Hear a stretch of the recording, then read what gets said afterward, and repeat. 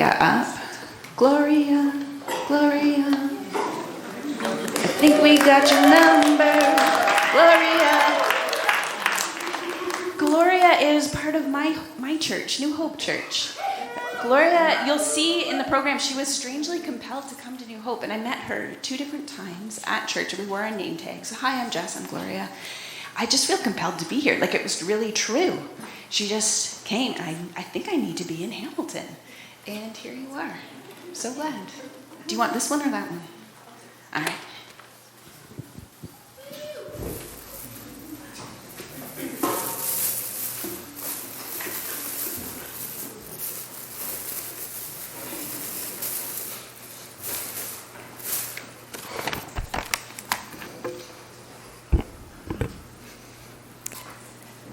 George lumbers in like he's in a race with a snail, leaning over his walker that's much too short for his giant football player stature.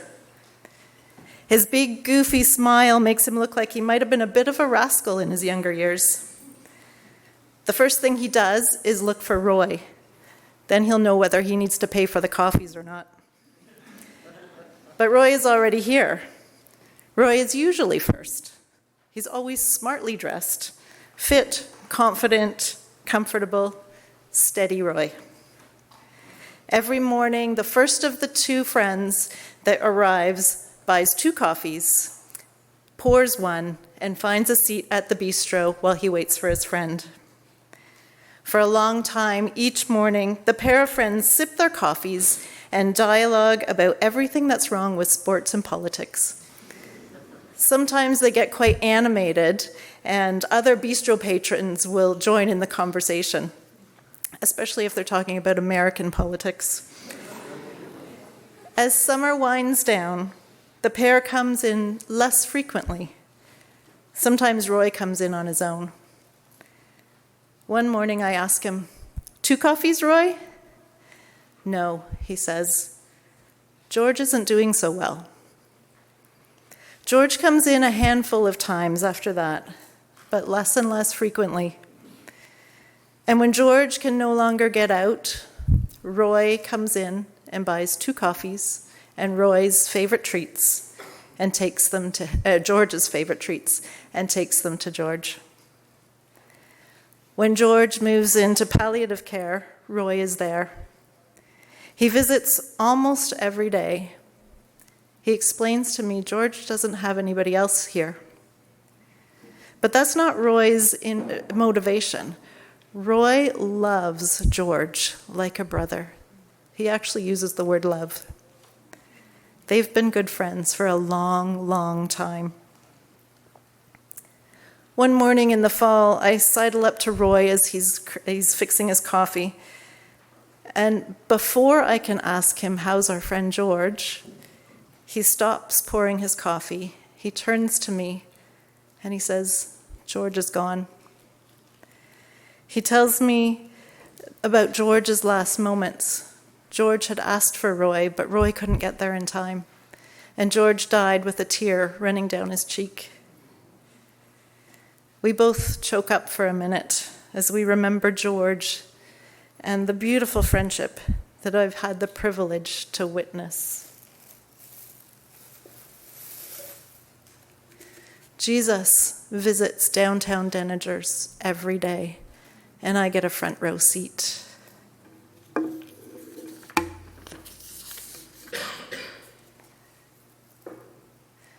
Bridget loves stroopwafels. She loves them, but she can't always afford them. When she can, she comes into Deningers for her stroopwafels, and both my colleague and Deb and I often will spot her a little extra change when her pocket full of change is not quite enough. When Bridget comes in, she avoids eye contact. She keeps her head down, and she says very little. The tough exterior of her shaved head and tattoos and piercings do very little to conceal the aching sadness in her eyes. One day, after buying a coffee and her stroopwafels, she lingers in the entryway to sip her coffee. It's cold outside, and I'm thinking she probably doesn't have anywhere to go to be warm. So I walk up to her and I point to the bistro where there's already a bunch of people having their coffees and treats, and I invite her to sit there with her treats. Am I allowed to sit there? She asks with eyes wide. Of course, I tell her. I'm sad that she has to ask. One particularly cold day, my colleague Deb is at cash. When Bridget comes to pay, Deb notices Bridget's hands. They're puffy and cold and red. Reaching across the counter, Deb places her warm hands on Bridget's cold hands, and she says, "Honey, it's cold outside. Where are your gloves? You need gloves." When Bridget tells her she has none, Deb doesn't waste a minute. She reaches down under her counter, and she pulls out her own gloves. She gives them to Bridget. "Here, take these. These are yours now." Tears slip down Bridget's red cheeks as she receives Deb's kindness. A couple days later, Deb pulls out a bag from under the counter to show me, and in it, she has dozens of pairs of gloves that she's bought for people who need them. A few hands in downtown Hamilton are a little warmer thanks to Deb.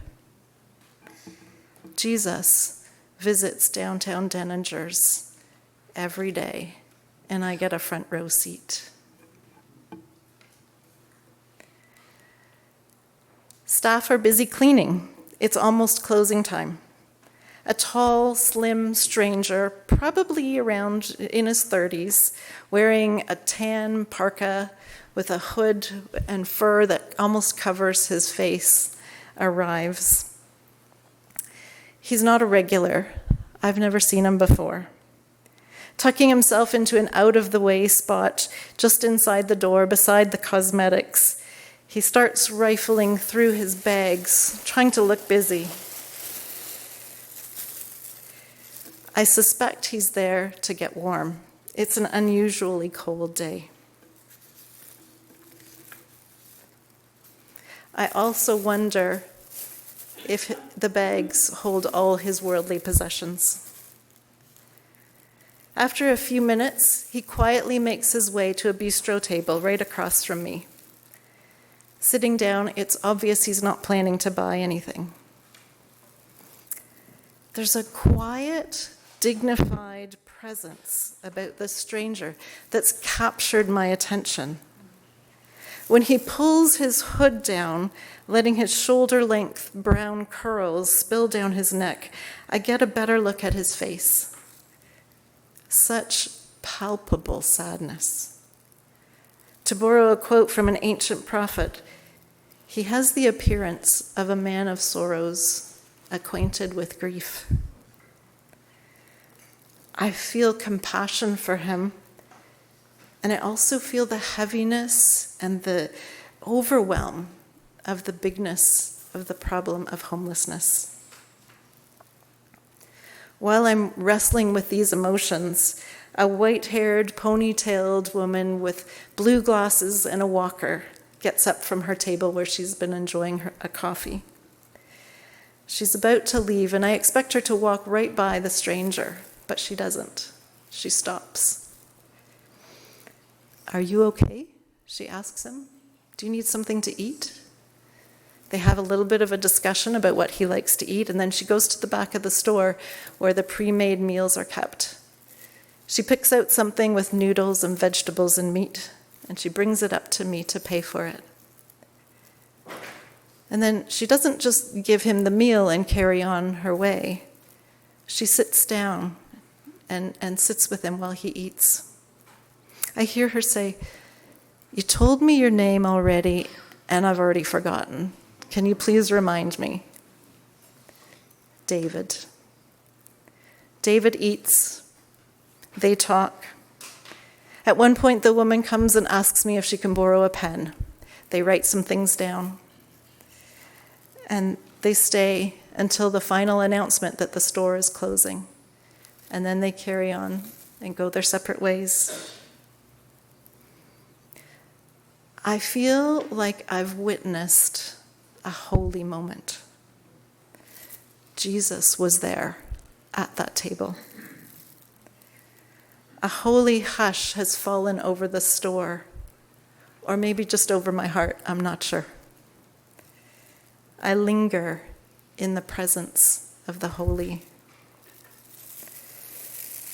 Jesus visits downtown Deningers every day, and I get a front row seat.